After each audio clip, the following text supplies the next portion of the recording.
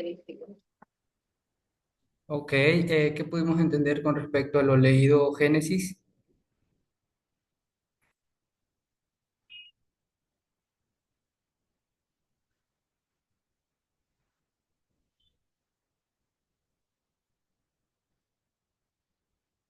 Génesis, Que estas mutaciones pueden afectar a cualquiera de las células de nuestro cuerpo. ok. Como dijo Amanda, las mutaciones somáticas no se transmiten a la descendencia, por lo tanto no se conservan en las poblaciones. Además, si estas mutaciones dan a lugar a un nuevo modelo alelo recesivo, no llega ni a manifestarse en el individuo que la ha padecido. En cambio, las mutaciones gaméticas son mucho más trascendentales, ya que se transmiten a la descendencia. La selección natural se encargará, en su caso, de conservar o eliminar estas nuevas características. Las mutaciones pueden afectar las vías metabólicas en el comportamiento o los caracteres morfológicos. Estas últimas son las más evidentes, aunque pueden afectar a cualquier parte del ADN. Por favor, Génesis, lee lo que es agentes mutágenos. Agentes mutágenos son aquellos que pueden provocar mutaciones en el ADN. Podemos agruparlos en tres tipos: físico, químico y biológico. Los mutágenos físicos son las radiaciones de alta energía, como las radios ultravioletas, UV y los rayos X. Las mutaciones químicos, los, mu- los mutágenos químicos, son una serie de sustancias más amplias, que en caso anterior eh, incluyen algunas como el ácido nitroso o colorantes de acridina. Los mutágenos biológicos conocidos en la actualidad son algunos virus como el responsable del papiloma del cuello uterino, de útero humano, VPH, o el de la hepatitis B.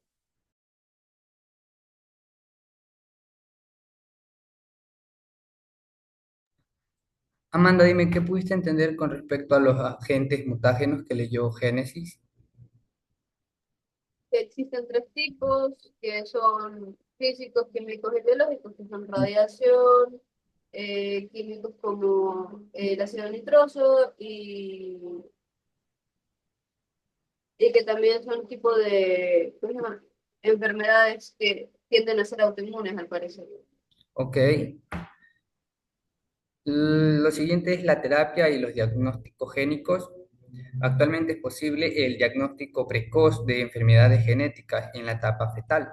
Procesos como la amniocentesis o la extracción de vellosidades coro- coriónicas permiten la obtención de muestras de material biológico del feto.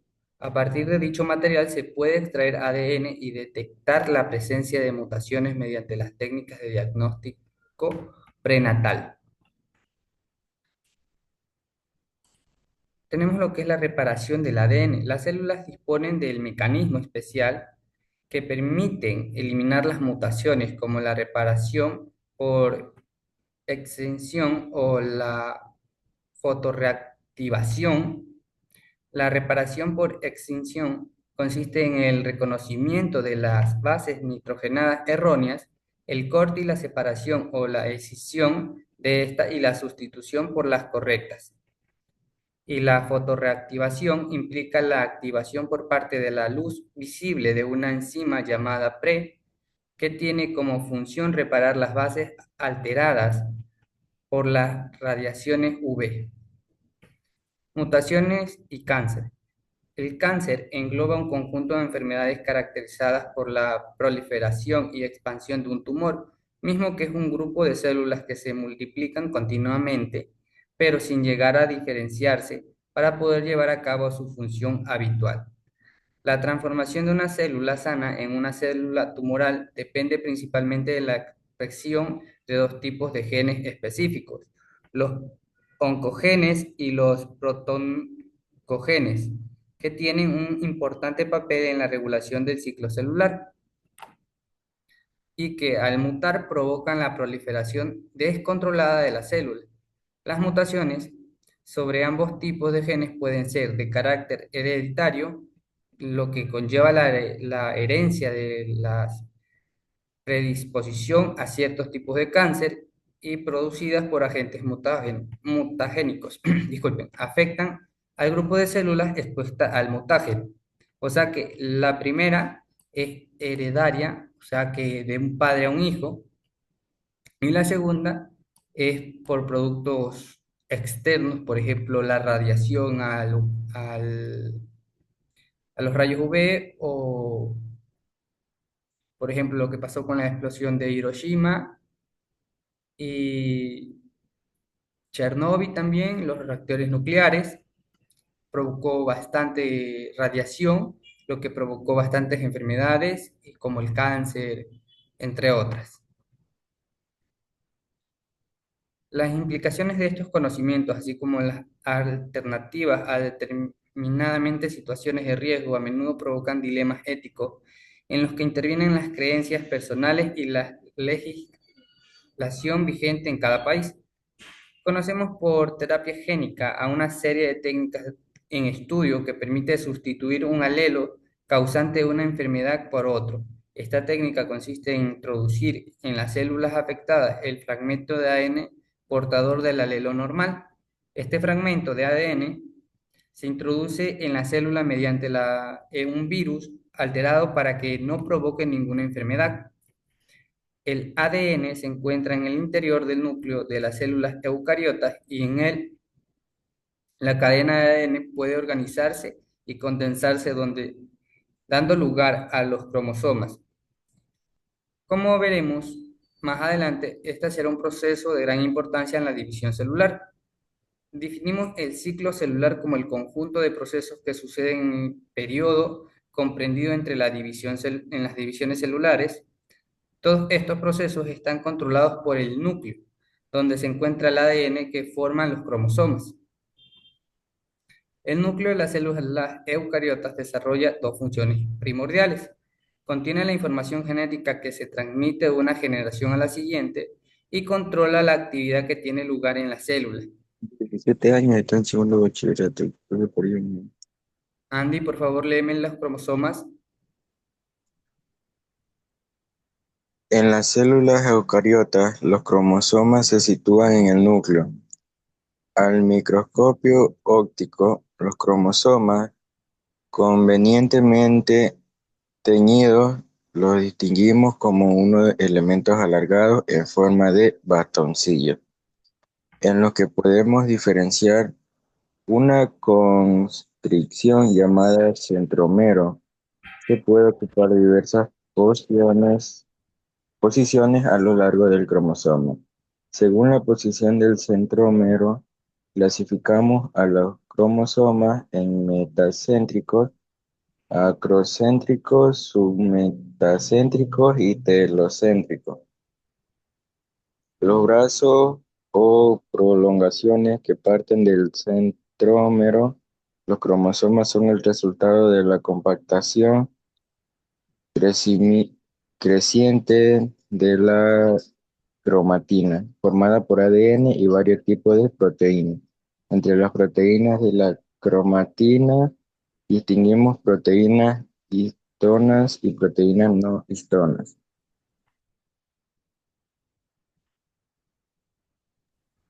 Más adelante, Sí, creo que ahí era. hasta ahí nomás. Sí, ahí está bien.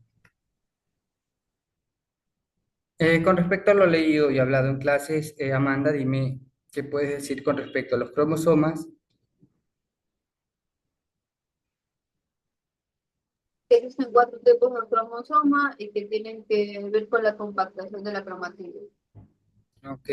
Génesis, dime la misma pregunta, por favor, que puedes entender con respecto a los cromosomas. Que son estructuras que se encuentran dentro del núcleo. Ok. Andy, dime con respecto a lo que leíste que pudiste entender.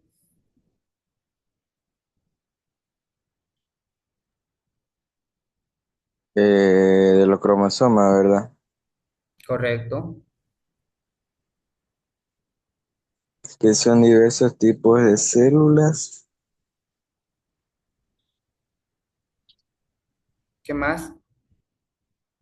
y,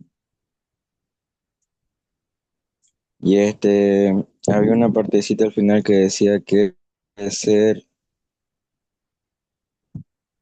sí, que podemos distinguir las proteínas histonas y las proteínas no histonas.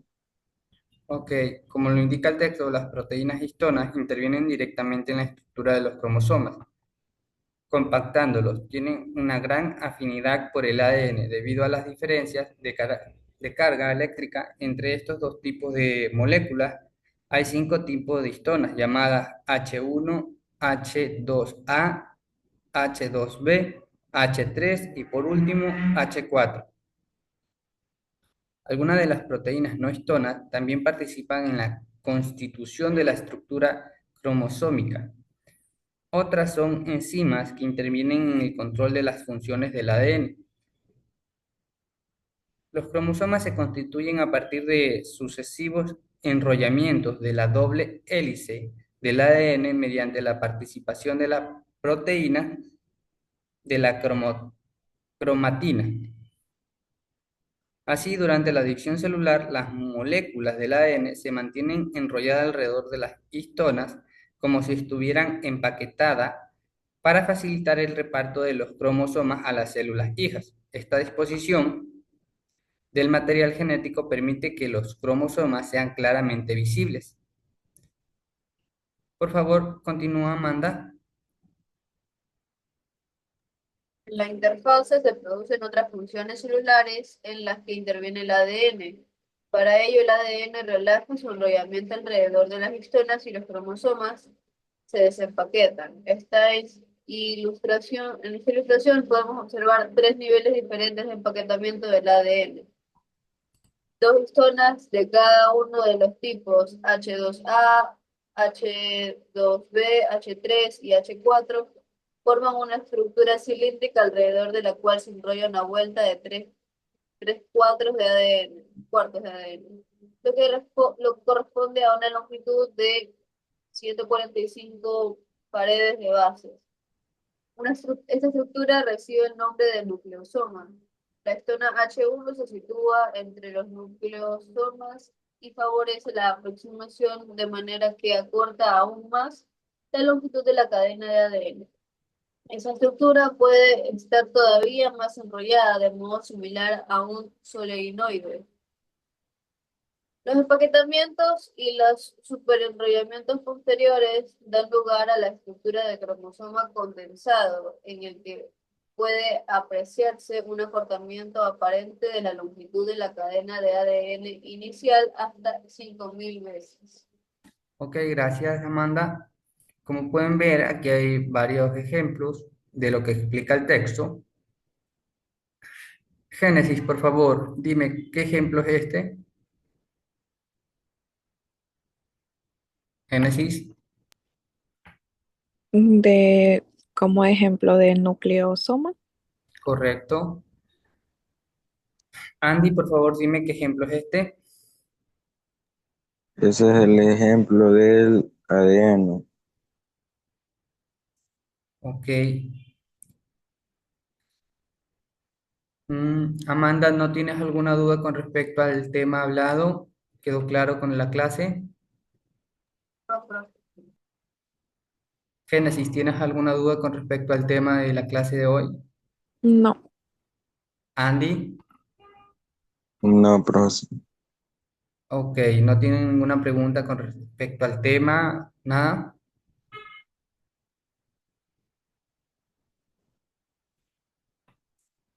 Listo, entonces vamos a explicar la tarea en clase.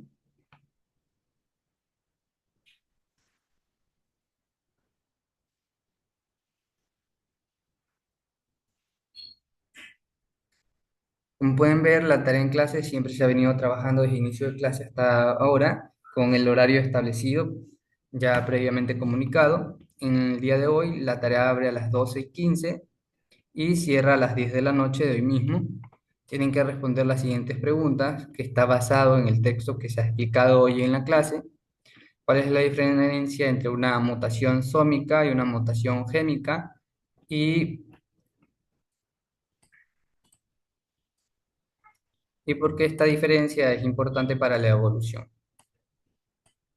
¿Qué papel juegan los agentes mutagénicos en el desarrollo del cáncer? Mencionen algún ejemplo de cada tipo de los tres, pues, de los tres agentes mutagénicos eh, que actúan, pues, ¿no? En el desarrollo del cáncer. ¿Qué función cumplen las proteínas histonas en la estructura de los cromosomas y cómo facilitan el empaquetamiento del ADN? Es otra pregunta que deben responder. La información se encuentra en el libro. Si también desean consultar fuentes externas, pueden hacerlo. ¿Qué implicaciones éticas podría surgir en el uso de la terapia génica en los seres humanos? Y en la misma pregunta, ya que esta es una pregunta de reflexión, ¿debería permitirse en todos los casos? Tienen que reflexionar y contestar si se podría permitir en todos los casos o no, según su perspectiva. Esa es la tarea en clase. La tarea para la casa es investiga y describe una enfermedad génica causada por una mutación. Se puede detectar durante la etapa de fetal y la otra que explica en tus palabras el proceso de reparación por escisión y fotorreactivación del ADN y por qué es importante este mecanismo. ¿Tienen alguna duda con respecto a las dos tareas asignadas? Amanda, Ah, pronto. Ya lo estoy haciendo. ok, ¿está todo claro con respecto a la tarea, Amanda? Sí, pero Ok, Génesis, ¿tienes alguna duda con respecto a la tarea? No, ¿No? ¿Todo está claro? sí, Listo, gracias, Génesis. Andy, dime, ¿tienes alguna duda con respecto a la tarea asignada, la tarea en clase y la tarea en casa? No, profesor, sí está bien explicado. Ok, listo. Entonces, tienen que desarrollar la actividad en clase en este momento y la actividad en casa también. No se olviden que cierran ambas tareas 10 de la noche de hoy mismo.